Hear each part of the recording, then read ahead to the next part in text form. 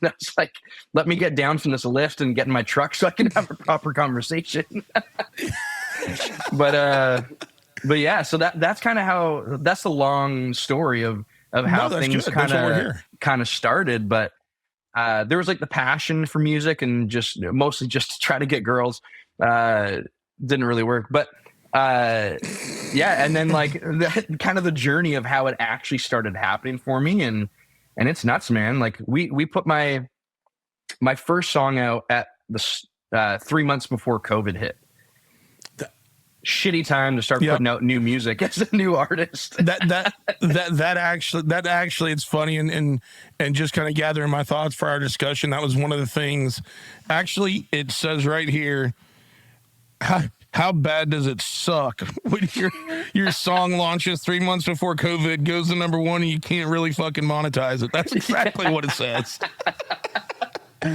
Exactly, man. It was the weirdest thing because we put the song out and it started blowing up, and we were like, holy shit. Like my face wasn't even on the graphic. Nobody knew what I looked like. I was just this this ghost artist, Tyler Joe Miller.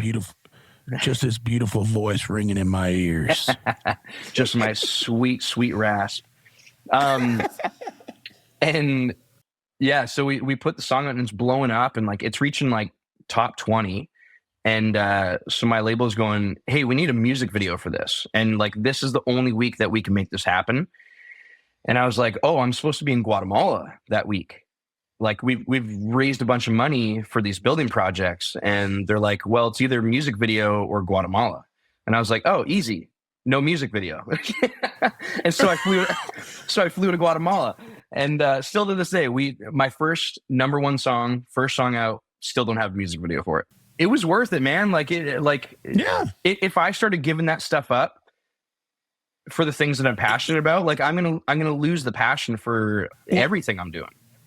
Well, but then look at it. Let's go back to Mr. Wu, right? Yeah. Hey, you love doing this. Why not make music just a platform for you to be able to reach more people for this work? So if you start putting music in front of that work, you've defeated the purpose of it. Exactly. Yeah, and there's a lot of times too where, like our radio guy for that label, I'm not with the label anymore, but when I was with them, our radio guy Dale is he's a beauty of a person, loves music more than anybody that I know, and but he's trying to do his job and trying to try to build up the artist and go, well, this is what this artist is doing, and this is how this artist stands out, and all that stuff, and there's a bunch of stuff that he'd be like, hey, are you okay with me sharing this about Guatemala? And sometimes I'd say yes, but there's a lot of times I'd say no, because I was like in my brain, I've made it very clear. It's music for Guatemala, not Guatemala for music. I'm not going to, lack of a better word, whore out nonprofit stuff to try to, build more clout for me in the music industry. You're not going to pander. You want people to fall in love with you and your music, and then once they're in the family, happy to share with you what I'm doing. Totally. Right? Absolutely. Yeah. It's also why we don't just like reach out and be like, hey, give us money for this nonprofit and stuff. Like right now, nobody can find out anything about our nonprofit because we don't have anything online at the moment. Like we started building it out online during COVID or before COVID, and then COVID hit. Our guy that was building it up, like, ended up having a couple kids, and just like life gets in the way. And so, but our thing was like, well, let's not worry about doing that and getting everything online right now. Like, let's build our resume of the things that we're doing. Let's get our boots on the ground, get our hands dirty, and just do the work. And then it's going to roll itself out, and people are going to want to give and be a part of it and whatever. But, we just didn't want to feel like this Kickstarter thing that it's like, hey, we haven't done any work yet, but if you give, then we can do a bunch of the stuff. It's like, no, we want you to be a part of what we're already doing. I love that, and I love hearing the passion you've got for it, and I think that's the right way to do it too. Kind of, hey, let's show people what we can do as we start to grow. We've all got networks of people that we can reach out to before, to bring in and be a part of it before we got to really go out to the masses. Totally, absolutely. And I was actually I was in Guatemala when we got told like, hey, like there's this COVID thing going on. Everybody has to come home. We're like, what the hell? So we get on the plane. People are starting to wear masks and stuff. And we're like, what the hell is going on? But yeah, then we put out the first song like before that. And so things are going well. And then all of a sudden it's just like everything shuts down. The world's done. Tiger King's on Netflix. And it's just the rest was history. Which, by the way, I got so sucked into that dark hole.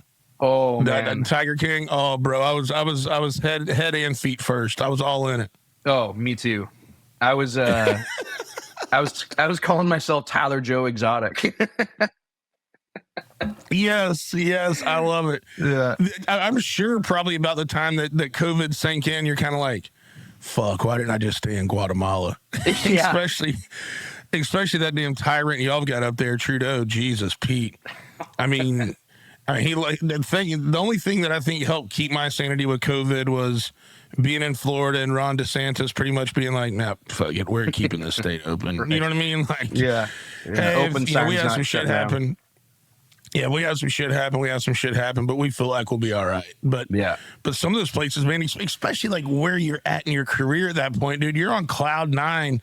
You know, and the thing is, like, with timing wise too, you're like, okay, I got this number one. It's going into March. People are going to start filling up their concert, you know, their openers, and what does tours look like, and what do festivals look like. I mean, I don't think most people understand, but like that, and correct me if I'm wrong here, but just from knowing enough of you guys, like that whole like January to March ish, even into early April, depending on, you know, who's starting their tours when, like, that's when you find out all the opening opportunities. That's when you find out co-headlining opportunities, festival schedules. So you're probably a little jacked up thinking like, got this number one, going to have some opportunities. And it's like, oh, there's going to be no fucking touring season. Yeah. You know, I'm getting told all this stuff that like, you know, even when I got told that I had number one, the story for that, I don't know if I've told you that. It's crazy because the song was flying up the charts. Mm-hmm. And we ended up, there's another band in Canada that I think they had missed their number one like the week before by like 4 spins, like 4 more times the song had to be played on radio. And I was like, wow, like I don't want that to happen to me. And they're buddies of mine. And I was like, I don't want that. And I ended up getting the call that we missed by 1 spin. And it was so like one more station had to play the song one more time. That was it. And and you know too, like some fucking station played it at like 12:01 or 12:02. You know, and that's all you would have needed, bro. Yeah, I know. And so we're like, oh my God, this is like fucking sucks. And so it was like, hey, and I'm going to like, you know, the team's kind of getting all crazy about it. And I was like, guys, we got a number 2 on my first song out ever. Like to get a top 20 was crazy.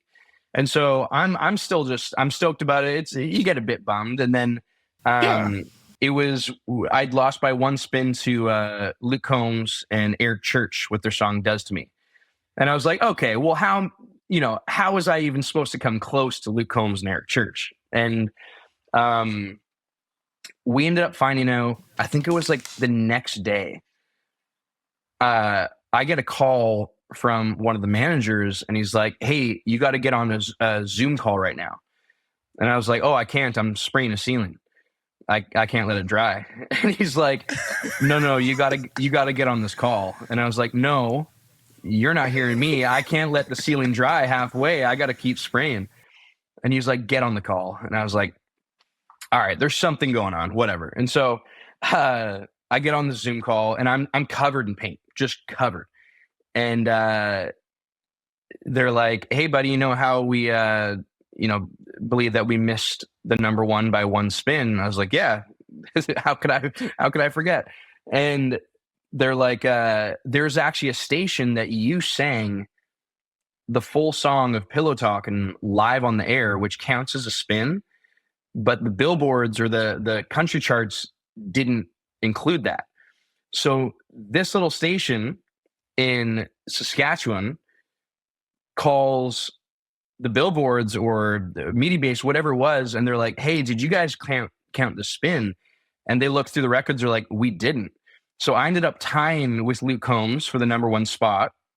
But then when it's a tiebreaker, it goes to whoever had the most increased spins that week. And so I had the most increased spins, so they gave me the number one.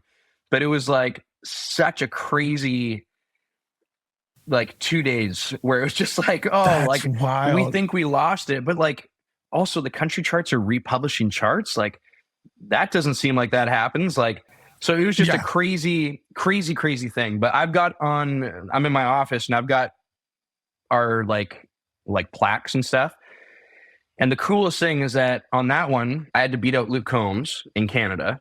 And obviously like Canadian radio is trying to support Canadian country artists. And yeah, sure. Luke Combs, if I was a Canadian country artist, that would be, I don't think I would be tying him for first spot. But on the charts for Pillow Talking, I had to beat out Luke Combs and we got the number one spot. And then my second song that I put out, I'll Be Over Me Too, I had to beat out Morgan Wallen for the top spot. And so it's like, just like slaying, the two masters. Two biggest dudes in the industry. And so it wasn't an easy thing. It takes a lot of work and a lot of people to make that happen. But it was a cool accomplishment for me going, okay, maybe there's something here. You know, maybe I won't be painting and whatever for the rest of my life. in that second one, correct me if I'm wrong, was that the first one that you had wrote that went number one? Yeah, that was. Or you wrote, yeah. Which, now that first number one, that's just a cool story. So that's tough to beat. But that second one being one that you wrote, did it have a little specialer feeling to it, or is it just as fucking cool? The first one was shocking because like for me too, I'm going like, like I don't really understand the charts and the number, like all the stuff going on. Like I'm just trying to do music that I love, you know, like that's my main objective. You've got other people can look at that shit. Just let me do my thing. Exactly. And so that one just shocked me where it was like, wait, what the hell did we just do? Like it was crazy. And I don't know if it ever really sunk in because like all the interviews after, people are like, this is the craziest thing. This never happens. You're the first of its kind sort of thing. And I was like, yeah, but I'm still painting houses and swinging a hammer right now. So I don't know. It could have been that good. But yeah, when we put out I'll Be Over Me Too, like I was a songwriter before I was an artist. And so for me, that was a huge thing where it was like, this is my baby, you know, something that I'd written. And just the fact, like hearing something that I'd written on the radio was really cool. For it to go number one was just mind boggling and the coolest thing. And there's a lot of people I know that, you know, their a dream is still to have a number one song that they wrote, because there's a lot of people that'll get them that they don't write them. It was definitely a really cool moment for me that, you know, some that I'd created got top spot. So pretty damn cool. Yeah, that's really cool, man. And then it's like off to the races from there. I mean, you know, obviously you're still throttled a little bit back because of when were you able to go out and start doing shows kind of post COVID? It was, I think 2021, things opened for like 5 minutes in Canada. And so there's a couple festivals that had us in. And like one of them is actually Burl's Creek, which is in Barrie, Ontario. And Burl's Creek is the grounds that Boots and Hearts does their festival on. And Boots is one of the biggest festivals in Canada, if not the biggest.